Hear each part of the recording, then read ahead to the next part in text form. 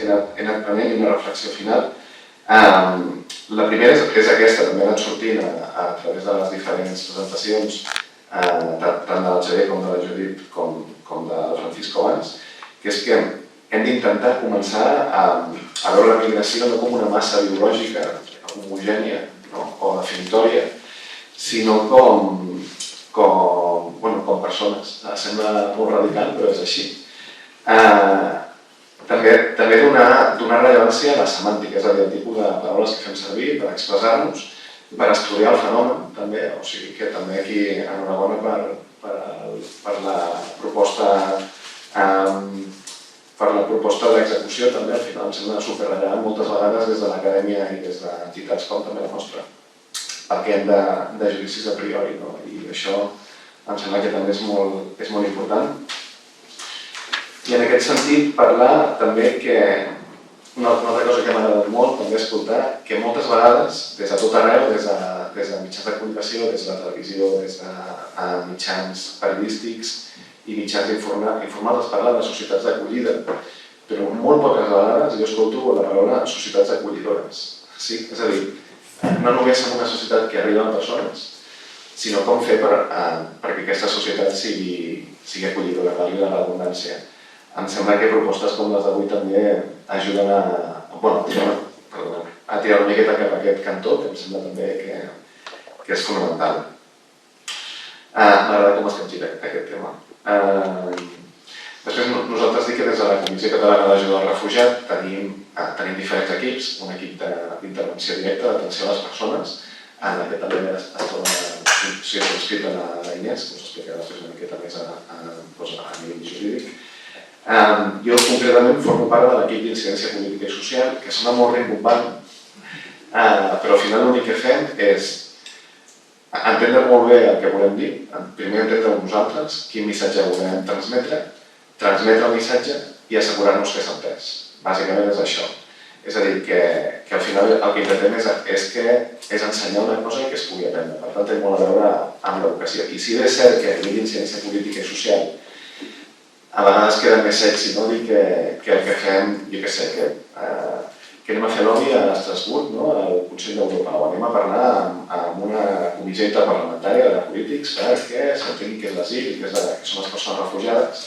Això queda molt més atractiu, molt més sexy, però de les qüestions més fonamentals, de les que ens prenem més seriosament i de les que té més impacte, al final hem detectat, és l'educació a escoles, la sensibilització a escoles i la feina, la tasca que fem de sensibilització al dia a dia a centres educatius al llarg del territori. És a dir, podem fer un informe que l'enviem a polítics, podem fer una activitat formativa adreçada a tècnics municipals, a tècnics territorials, però al final fem més de 200 xerrades, 200 tallers formatius i de sensibilització a escoles al llarg del territori, arribem a unes 5.000 persones, 5.000 nens i nenes no són poques, i al final això tenim comprovadíssim que té un fenomen d'escalada, és a dir, que aquells municipis, aquells territoris que més incideix i més seriosament es plantegen aquests temes que avui tracteu, acaben finalment havent-hi menys problemes de tot això, d'acollida, d'inclusió de persones refugiades, de persones migrades. Per tant, és fonamental i és segurament més necessari que mai. Què més volia dir? No vull deixar res. Una darrera reflexió també. Quan es parla de... Una reflexió que també havia deixat de treure tant la Txell com la Judit. Quan es parla de racisme, hi ha un racisme directe, tinc un prejudici envers aquesta persona per com ve o per com la percebo jo, i després hi ha un racisme de baixa intensitat. Jo tracto diferent aquest nen o aquesta nena perquè és d'una altra nacionalitat o ve d'un lloc diferent, i això ja acaba supeditant el seu desenvolupament escolar i educatiu. I això em sembla també un tema que es parla molt poc, també perquè l'altre tipus de racisme és molt més agressiu i és molt més preocupant, però això també és rellevant. I m'agradaria acabar també amb una reflexió final, que és un altre cop insistir en la importància semàntica i lingüística quan parlem d'aquests tipus de fenòmens. Al final, quan parlem, per exemple, de nenes, de menors no acompanyats, de menors sense referents familiars, de menors en moviment sense tutors ni tutores, al final estem parlant de nens i nenes.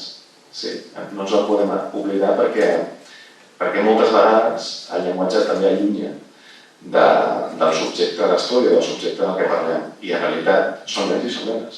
És que és fonamental. I quan es parla per la tele i es parlen de coses amb certs deixos i amb certs esbiaixos ideològics, no podem deixar de tenir en compte que són nens i que són nenes. Per tant, és fonamental tractar-los com a tal, recordant que tenen drets i de fet tenen més drets que nosaltres. Hi ha els drets humans, que són per tothom, i els drets dels infants, que són uns drets en particular perquè, a més, tenen backgrounds de vulnerabilitat bastant més alts que moltes altres capes poblacionals. Jo no em vull enrotllar molt més perquè ara deixo parlar a la Inés, que ja us he parlat una mica més a nivell jurídic i de quina feina fem nosaltres amb menors no acompanyats i menors que són susceptibles de demanar asil. I a mi el que més m'interessa és aquest espai que es farà després d'escoltar-nos, que ens puguem parlar, conèixer i saber què feu i trobar aquest espai en forma de coneixement. Així que moltes gràcies i per passar. Jo faré una mica més de rotllo perquè em toca com a advocada. Explicaré o tractaré d'explicar-vos breument quin és el treball que fem des del Servei Jurídic, que donem des de la Comissió, treballem per la defensa dels drets de les persones refugiades, desplaçades i apàtrides, ja que avui és que viuen en situacions complexes que esdevenen de l'enfer migratori. Particularment tenim un conveni amb la DGAIA, que és la Direcció General d'Atenció a la Infància i l'Adolescència, que ho dic jo, i des d'aquest conveni donem servei i assistència jurídica especialitzada en protecció internacional a infants, adolescents i joves que es troben sota la protecció de la Generalitat de Catalunya i que exerceixen el seu dret a la protecció internacional. La detecció no la fem nosaltres directament perquè, òbviament, no tenim contacte directe amb els menors, però sí que la fan des dels centres, es posen en contacte amb nosaltres i des d'ahir començaríem amb aquest procés. No és necessàriament un menor que ja ha demanat asil, sinó també que tinguin el dubte de no sé si podria ser un menor que podria demanar asil, ha patit aquestes circumstàncies i fem una mica d'acompanyament. La decisió sempre serà del menor, evidentment, i nosaltres el que fem és, el primer de tot, sempre procurem fer atencions presencials perquè són menors, estem parlant de situacions de molta vulnerabilitat i si és complicat tenir una relació de confidencialitat i seguretat amb una pantalla, amb una persona adulta, amb un menor és pràcticament impossible.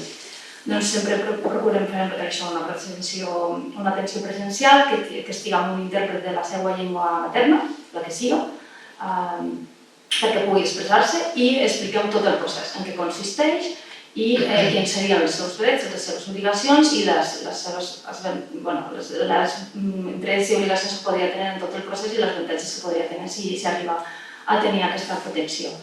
Quan comencem aquest procés el que tractem és de generar aquesta confiança, aquest vincle amb el menor perquè pugui sentir que hi ha aquesta persona de referència a la que li puc contar les circumstàncies que m'han passat, que evidentment no solen ser, quan parlem de protecció internacional estem parlant de violències, de circumstàncies molt dures per a la vida de qualsevol i tenim que pensar si és un menor més enllà. Si el menor decideix començar el procediment, doncs li acompanyaríem a fer l'entrevista a la protecció internacional a la policia, on estaríem presents en tot moment amb aquest acompanyament, també hi hauria un intèrpret. I tornant a aquest vincle de confiança, quan fem l'entrevista el que tenim que fer és que aquest menor expliqui tot el que li ha passat al seu país d'origen i per què ha decidit sortir. Moltes vegades parlem d'una revictimització, de tornar a explicar una cosa que és molt dolenta i el que procurem és treballar molt coordinadament amb els centres de menors. Perquè els centres de menors, com tota intervenció social, quan arriba tenen que fer un informe i explicar quines són les circumstàncies. Si jo tinc aquesta informació, potser no torno a preguntar-li coses que puguin fer-li recordar.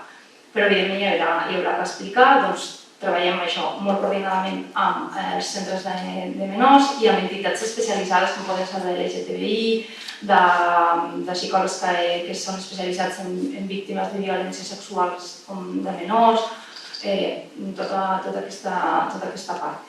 Una vegada hem començat el procediment, el que farem seria ampliar tot l'expedient amb tota la informació possible perquè ningú, quan està fugint, agafa els papers per dir sí, aquí explicaré aquesta persona m'ha maltractat.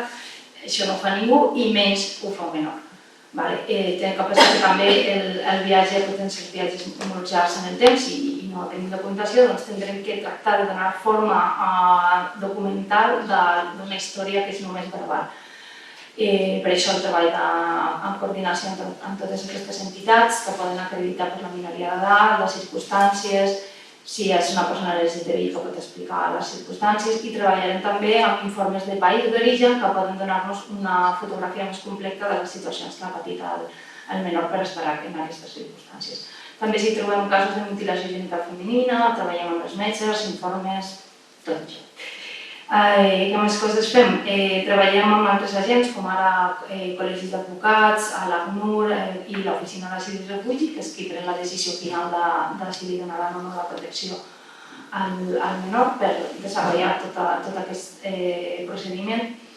I sobretot també fem directament una mica d'incidència donant queixes de les situacions que es poden viure aquí.